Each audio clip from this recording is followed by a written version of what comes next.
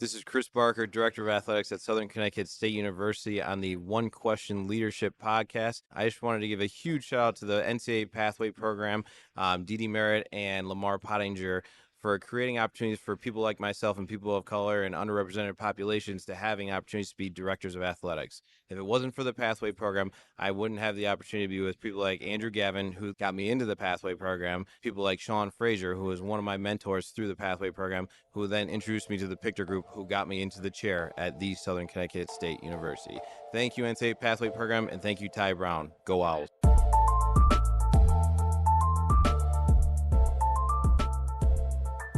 Greetings, this is Ty Brown, and welcome to the One Question Leadership Podcast, where we highlight executive and organizational leadership. Be sure to follow us on Twitter and Instagram at 1Q Leadership. Our guest today is Andrew Goodrich. Andrew is the Deputy Athletics Director over Marketing at Syracuse. Greetings, Andrew. Thanks for joining us. Thank you so much for having me. I'm a big fan. I appreciate that. It's the second time on, I believe, right? You were at South Florida, I think, the last time we talked. Correct.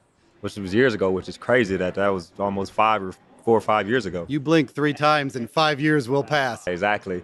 You've been there for 4 years at Syracuse and had a number of stops, interns, graduate assistantships, a number of different places. But what I know about you is that you started off out of college working 4 years at IBM. Correct. And I know in years past, 70s, 80s, 90s, IBM was one of those places where you get that job, you learn how to be a manager, learn how to be a leader, you learn how to work with people, and you can make a career out of it working at IBM. I wonder about how that was for you, early 2000s, working at IBM. Was it still a place where they kind of helped you think in a certain manner? Or tell me about that experience, those 4 years. It was easily the best professional experience I ever had in my career. Okay. I worked with some of the most brilliant thinkers, engineers, and data architects that one could ever ask to work with. I promise you, the most nervous day I ever have been in my life, more nervous than on my wedding day, was my first day working at IBM. Yeah. You go into their corporate headquarters. I worked as a financial analyst and data analyst, and I worked on a floor that had 250 different analysts. And, the size of the company is huge. And, I wanted to, like, as a college athlete, you want to contribute to your team. You definitely want to help the team win. And I ended up going into this behemoth company wanting to find a way to help that team win. And I was blessed to have incredible mentors, incredible teachers. And they really instilled a philosophy, a championship philosophy that I've used at every point in my career, where you just engineer the solution. Okay. Was that a phrase that they taught you on how to think like that? I mean, In a sense, yes. Right. Like, I like to use the example of the iPhone. The iPhone is an incredible tool that people use every day. Mm-hmm. If IBM decided that they wanted to sell more iPhones or have the best smartphone available, they're the type of people who would do that, because they would sit down and they would say, listen, that is an incredibly difficult thing to be able to do. However, there is a solution. They would engineer it, they'd build a roadmap, and they would figure out how to do it. Okay. And then as a manager, you'd have to make that decision. We know how to do it. Here's the plan on how to do it. Do we want to invest the resources in personnel, in finances, to be able to go out and get that done? And if IBM was the type of company that said, if we want to do that, we will do that. And so I realized at every step in my career in athletics, we all have challenges, but I've never feared saying there's no outcome. There is a solution. Yeah. You have to engineer that solution. And I've been blessed to work with incredible people that helped us make those solutions happen. Yeah, that's interesting, right? Look at a problem, an idea, map it out, do the research it takes, and decide if you actually want to apply the resources necessary to make that idea happen. Yep. But and you've applied that throughout your career? I mean, every place I've been. Really? Right? I worked with an incredible team. The first one that comes to mind is at the University of Miami, right? Chris Freet hired me to be the assistant athletics director for marketing. We were asked to rebuild the University of Miami basketball brand. They had just hired Coach Larinaga, who's still there to this day. Right.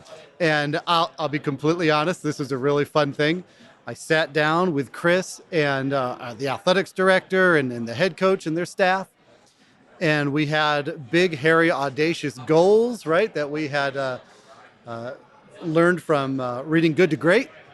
And we said, listen, we're going to sell out 4 home men's basketball games this year. And it was the first thing I put on the first slide.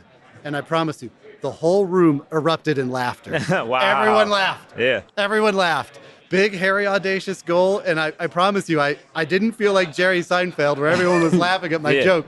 I felt like they were laughing at me and our plan. But then, and like anyone, I had that moment of trepidation where I'm like, did I just bite off way more than I can chew? And then I paused and I went back to that IBM mentality and I said, no, wait a second. Andrew, you did not walk into this room with a wish. You came in with a goal and we had a plan, right? We had incredible people on our staff, Brian Bowser, Chris Freet, Lindy Sparby. We had great people who looked at this in advance and said, if we change the way that we market and promote, if we change the way we price our tickets, if we learn to leverage these incredible home games we have against other great ACC teams, and we build mini plans that we hadn't had before, we can do this. And I got back and got my confidence right back in that moment. And I said, okay, I appreciate your feedback, but here's how we're going to do it. And, in the end, they were right, at least partially. We didn't sell out 4 games. We sold out 5 games that year, right? And so for me, I use that as an example of you can engineer the solution no matter how big the problem is. So you gave them the roadmap, what it would take, the people it would take, the resources it would take for us to do that in that moment, right? Yep. And we did it. That's excellent. I think that's actually very excellent, right? That you keep that with you and you've used that along the way, along the path. You've been in the position you're in for 4 years, Deputy Athletics Director. I wonder about the evolution of that position 4 years on from taking the position and using the philosophy you talked about, engineering solution. Where has that come into play in the role you're in now at Syracuse? The first thing that comes to mind is COVID. Right. Like everybody, we're really proud at Syracuse about our fan attendance, especially for our men's basketball program. People know the now JMA Wireless Dome.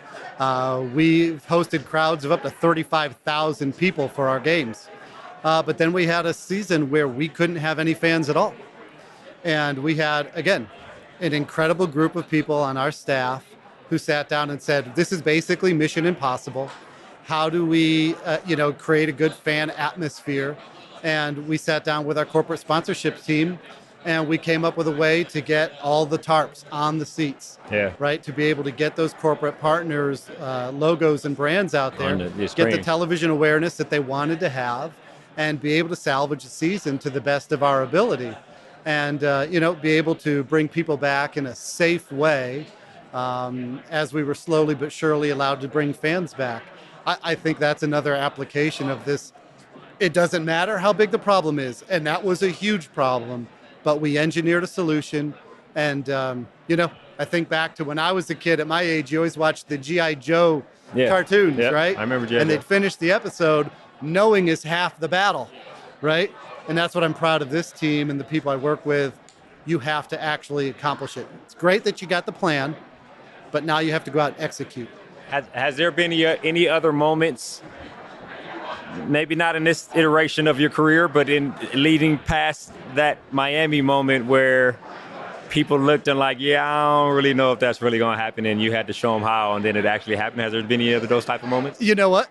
One of my favorite things that I've done in my career is at one point in my career, I left intercollegiate athletics to become the director of athletics at Owego Free Academy, which is where I went to high school. Oh, really? Okay. Back in New York.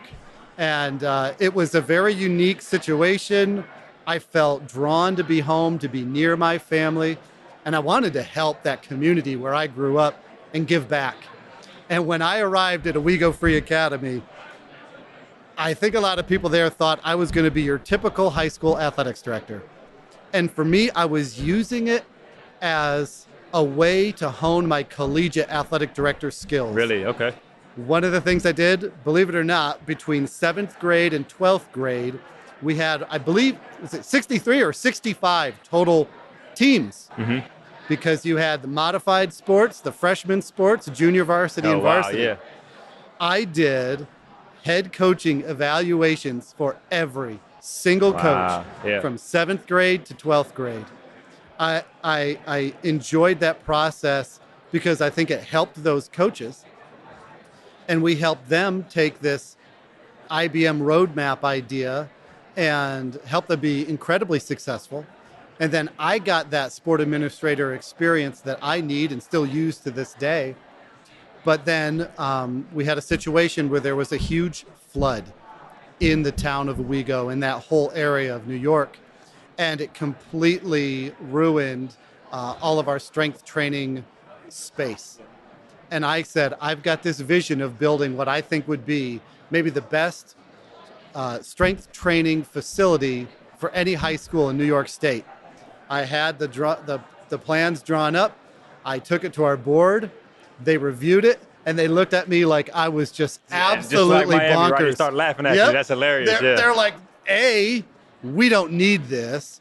B, you'll never raise enough money to be able to pay for this. You, weren't they? And I could just feel that little flame inside going, all right, I love being told it can't be done. Yeah. And we found an incredible group who loved our vision, was able to work with some of the teachers who understood that physical education was a great way to be able to, you could use it not only for just the sports, but just for general phys ed for all of the students.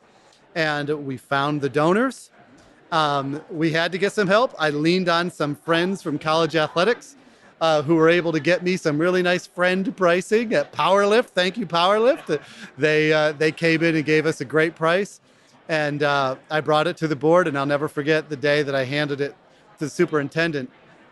One check that covered the cost of everything. Wow. And he absolutely could not believe was handing him that check. Really? And he was like, wow, we're going to do this. I said, yes, sir, we're going to do it. And here's the beauty of that, right? It worked. Because for the first time in probably decades, we had student athletes who ended up getting Division I scholarship. Wow. Partially as a result of having this incredible strength facility from which they could work.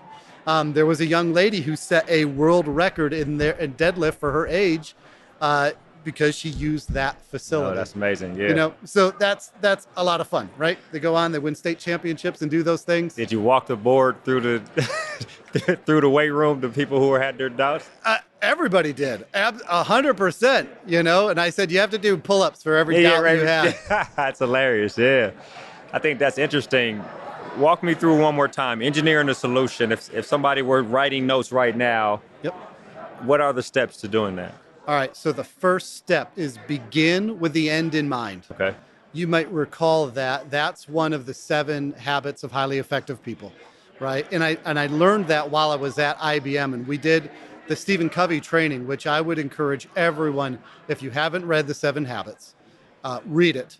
Go to Covey training. It is absolutely fantastic. You will not regret it. So step 1 is begin with the end in mind.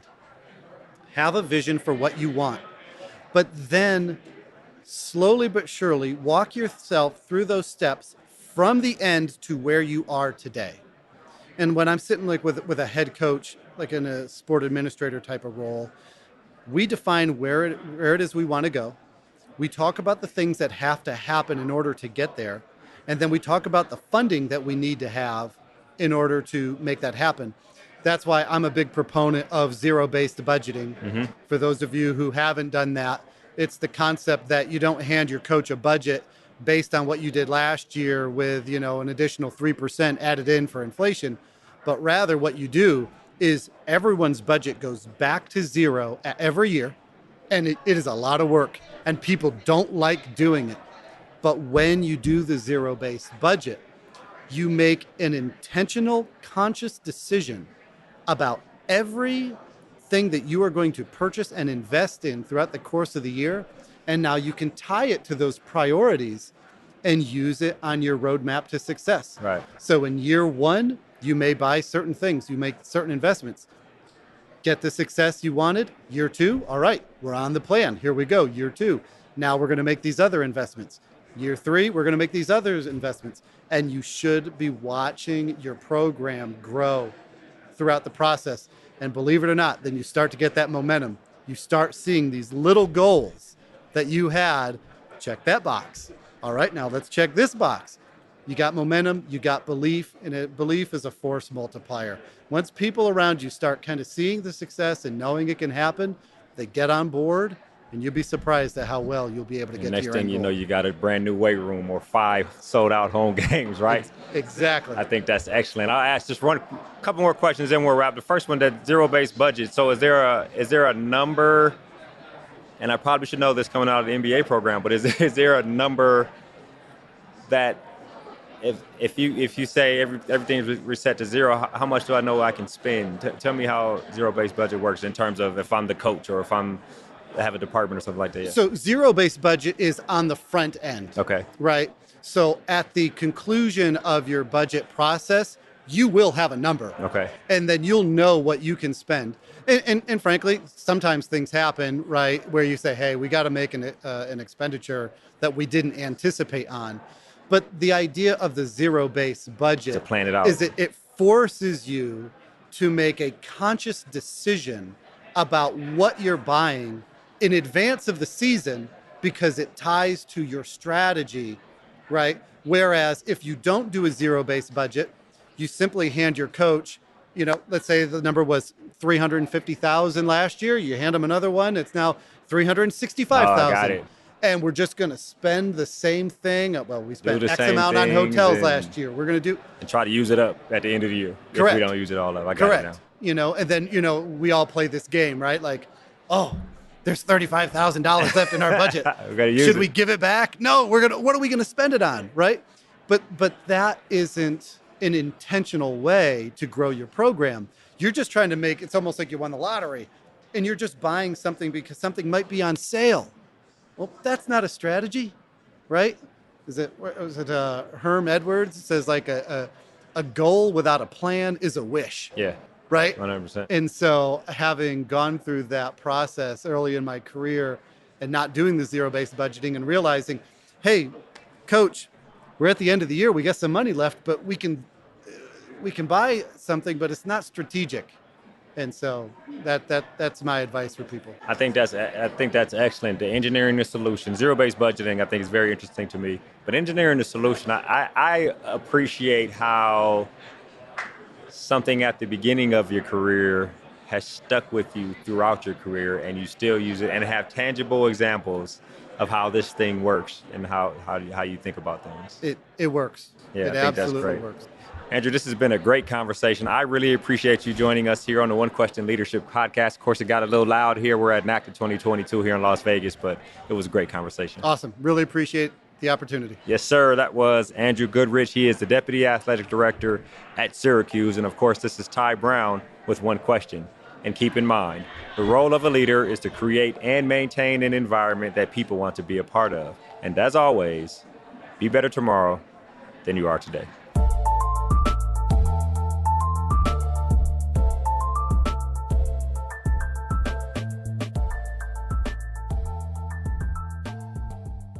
This episode of the One Question Leadership Podcast is produced by Spades Media Group, solving problems using creative leadership.